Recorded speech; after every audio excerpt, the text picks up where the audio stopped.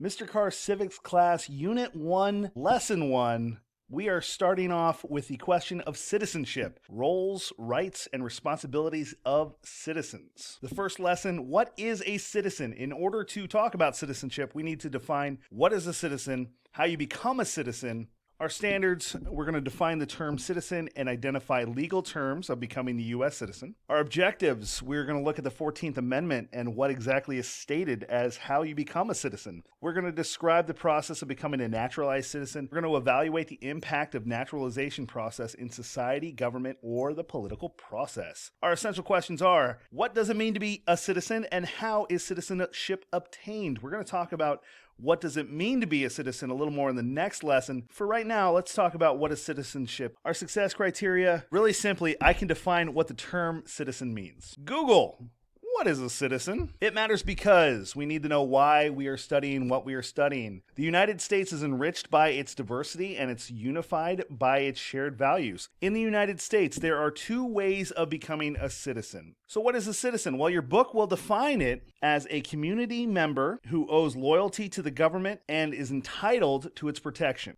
But what does that actually mean? Well, simply put, a citizen is a member of a country or group who has responsibilities and privileges with that country or group. Remember, it's not just countries. We could be talking about groups and organizations. I can be a citizen of the Costco group. I have paid my dues. I've given them my money. I am deserved of their discounts and free samples, darn it, every Sunday. Duties and rights. You will have civic duties, he said duty, and you will have rights as a citizen. A duty is an action where you are required to perform it. Requirement, you have to do it. There are consequences if you do not. A right is the power or privilege to which one is justified entitlement. You're allowed it. You can have it. You don't have to. Certainly, if you waive your rights, that's allowed. Civics is the study of the duties and rights of a citizen. So when we break down our civics class, it's predicated on, it starts with, it is seeded by this original idea of what are the duties and the rights of citizens. When we talk about laws, we're going to talk about the duties and rights of citizens. When we talk about immigration, what is citizenship and what are the duties and rights of citizens? Everything we're going to talk about, the history of the United States, predicated on this idea. But more on duties and rights in the next lesson. Our country's founders believed strongly in the value of civics and engaged citizenship. Thomas Jefferson, one of my personal heroes, once said, whenever the people are well informed, they can be trusted with their own government. In a very pivotal time in our government, him and John Adams were running against each other for the presidency. John Adams basically wanted just the upper class, the elite, the educated to take part in our government. He thought that if you were educated, if you were well-bred, that you would make our country better. Thomas Jefferson said, well, why not the everyman? And if we inform the everyman and educate them, they will bring different ideas, different philosophies to government and make it better because everyone can be involved. Thomas Jefferson was also in Hamilton and the third president and wrote the Declaration of Independence. But you probably know him from Hamilton. A way to rephrase what Jefferson said, though, a government works best if citizens are able to make wise decisions about the public choices. They need to be informed. Citizens make choices? Like what? I'm glad you asked, Timmy. Here's a small list. I'm not going to read this. You can read this if you want. Point being, there is a lot of things that you, as a citizen, have the opportunity to have your voice heard about. Notice that the word opportunity. It doesn't mean you have to have your voice heard. That's your civic right. What does a right mean? A right is the power or privilege to which one is justified or entitled. Privilege, not something that you are forced to do. This idea will be something to remember when we talk about duty versus rights in the next lesson. So just a little history on citizenship. Half of civics is going to be talking about history and how historically we've operated as a country and a government. Citizenship is defined as the rights and duties of citizens. I know that seems like we're just repeating rights and duties, but really that is the key. Citizenship comes from a long, long time ago on a continent far, far away.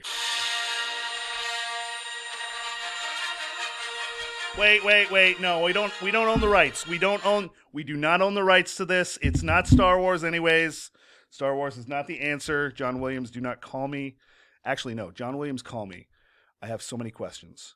Indiana Jones, how did you do it? No, I'm talking about Europe, specifically in ancient Rome and ancient Greece. Ancient Greece, remember, was the birthplace of democracy. Rome is the boot. Greece is the little finger hand that's on the side there going, "Hi guys, what's going on? I'm Greece." Circa 2,500 years ago, citizens were the property-owning men. They paid taxes and served in their government's armed forces. They were the militaribus in the Roman legion. Now, why men? Isn't that always the question? Traditionally, we have a misogynistic society. The patriarchy was strong, especially in Roman times. The man was the man of the house. In fact, that continued on till just about, 30, 40, 50 years ago when we had the second women's live movement, the 1970s. Ask your parents. Or your grandparents for some of you. Man, I'm old. The government, and I spell it here G-O-V''T, that's another way of saying government, is a ruling authority for a country. As times changed, the idea of what a government should do for its citizens began to shift and change as well. Think of it like your life. When you were a baby, you had different wants, different needs and desires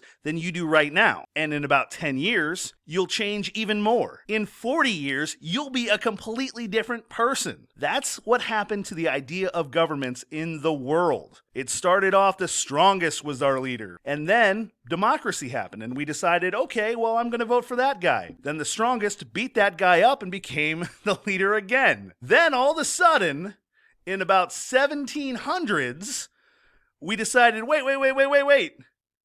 What about the smartest guy in the room? And indeed, we started to vote for our leaders. Democracy took form again. By Jefferson's time, governments were run by kings, lineage, by blood. One day, the strongest guy took over, then his son took over, then his son took over. They weren't the strongest anymore. They weren't the smartest by any means, but they still ran our government. He and the founding fathers wanted to change that. They wanted to be run by the people of the country, the everyday citizens. Our founding fathers first defined a citizen as someone who belonged to a nation or a country. Second, they said that the power of the government comes from the people, not the king. This is known as the consent of the governed. We, the governed, give you the right to rule us. This is also known as the social contract. We'll talk more about the social contract theory later on, but for right now, a social contract is an agreement, whether it's written or if it's just implied, among the members of society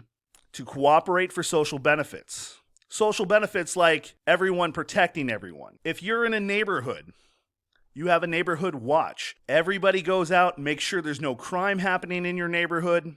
That is a social contract. The United States, citizenship was defined in the first clause of the first section of the 14th Amendment.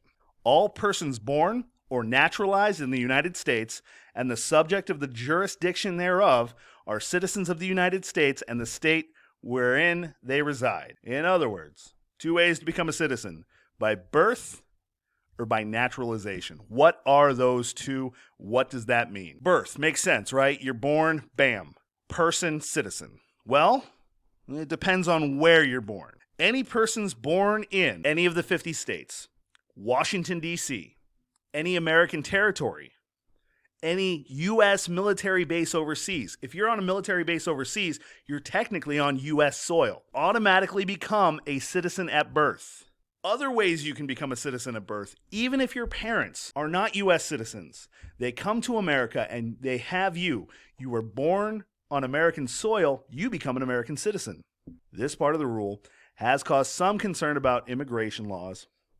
Often the anecdote or the story that is told is about people who come to America just to have babies so that the babies become American citizens. And then, hey, guess what? I'm the parent of this American citizen. They have the right to be here. I'm their parent. I take care of them. I have the right to be here. This issue will be addressed later on when we talk about immigration. Another way is if you were born abroad to parents who are both American citizens, or at least one of them has lived in the United States at some time in his or her life, you are considered to be a United States citizen. So if I'm born in Canada, I can actually still be an American citizen if my parents are citizens. They're just on vacation enjoying Canada, and it's cold ice road trucking. Don't you know about the vacations up there? Yeah. Check out the Caribou. If you are born abroad to one United States citizen and one foreign citizen, you may be considered a United States citizen if The following requirements are met. One of your parents was a United States citizen. The parent who was a United States citizen lived at least 5 years in the U.S. before you were born, and the parent who is a U.S. citizen must have lived in the U.S. for at least 2 of those 5 years following his or her 14th birthday. When we get into these laws, guys, this is going to get very convoluted quickly. It's 240 some odd years of differing laws and procedures that are kind of amalgamated at this point. Like, oh, hey, by your 14th birthday. What does the 14th birthday mean to us now? Probably not much. Now, back 100 years ago, the 14th birthday could have been seen as a rite of passage. Another way of being born into this country as a citizen is if you were born in another country, you may choose to hold dual citizenship. That means you are a citizen of both countries at the same exact time. If I was born in Germany, on German soil, I could have the choice to hold dual citizenship. That means I have to do my duties, responsibilities, and rights as an American, as well as my duties, responsibilities, and rights as a German citizen. Depending on what the other country is that you would be a dual citizen with, there may be laws in place that force you to choose a single country by, say, your 18th birthday. To keep up to date, visit the United States Citizen and Immigration Services website.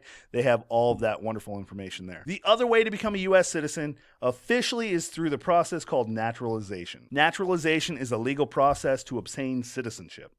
In order for a citizen of another country to become naturalized, they must meet certain requirements. Again, from the United States Department of Citizenship and Immigration, to be eligible for naturalization, you must be at least 18 at the time you submit an application. You must be a lawful permanent resident, also known as a green card holder, for at least 5 years in the United States. You must demonstrate continuous residence of the United States for at least those 5 years, show that you have been physically present in the United States for at least 30 months, be a person of good moral character, demonstrate an attachment to the principles and ideals of the United States Constitution, be able to read and write and speak basic English, have basic understanding of the United States history and government, and take an oath of allegiance to the United States. So after you meet those requirements, you must apply for citizenship. After you are granted citizenship, you take and pass a citizenship test. Then, after which, you'll take the oath of naturalization in a ceremony. These ceremonies, to some immigrants or people of different countries, citizens of different countries, are sometimes the most emotionally humbling things to watch. If you ever get to that point where you just want to tear up, go ahead and YouTube different naturalization ceremonies. The pride you see in people's faces when they finally become a citizen, I swear, it kicks me in the feels every time. Applicants at one of these will take an oath, much like your Pledge of Allegiance. They swear to be loyal to the United States over all other countries. They make promises to obey the Constitution and all the other American laws. They then sign a few documents that say the same thing. And guess what?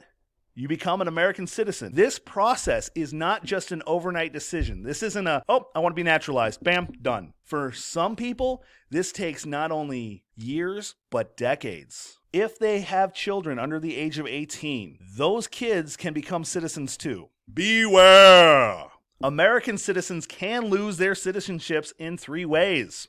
1, expatriation. Someone who gives their allegiance to a foreign country becomes expatriated, i.e., you become a citizen of another country officially. You sign the documents to become, say, United Kingdom citizen. You got to say bye-bye to being a U.S. citizen. It's kind of like being the third wheel. You can't be on a date with 2 people. It just doesn't work. I mean, you can physically, but really it just gets complicated. And then where are you at? I'm just telling you guys, you're in middle school. #life lesson right there. Second way, denaturalization. This is not very common. However, naturalized citizens who are found to have lied on their citizenship application are denaturalized. That means they lose their citizenship. Even though you went through the ceremony, even though you lived here for 5 years, even though you did every step you needed to, you were fraudulent. You lied to us. You are not of good moral standing, and you can be deported. These can be caught up in the court system, and it can get really, again, convoluted. However, just to make it easy for our purposes here, you can be denaturalized. To be deported is to be physically removed from our country, sent to your country of origin, or just out of here. And number 3, being convicted of certain crimes. There are 3 main crimes that will get you kicked out of this country or worse, okay? Depending on your severity, you might not even get the chance to get kicked out. We might just give you a death penalty or just put you in prison for life. Number 1 is treason. Treason is trying to bring the downfall of this government. Number 2, taking part in a rebellion. Number 3, trying to overthrow the government by violent means. It'll get you kicked out. Of course, being a corporate overlord, overthrowing the government with money, nonviolent means, that's okay. Works cited, I use the Merriam-Webster Collegiate Dictionary. Collegiate, yes, we are going to be in academy class this year. We also used your textbook, Florida Civics, Economy, and Geography. And again, visit that United States Citizen and Immigration Services website. A lot of information there. Next up, we're going to talk about duties, responsibilities. What do those mean? How do those work? And what you need to do and should do as a citizen. So that's lesson 1, defining citizenship. Hopefully you learned a little bit. Hopefully we'll learn more along the way. # do not stop learning. It's Mr. Carr signing off.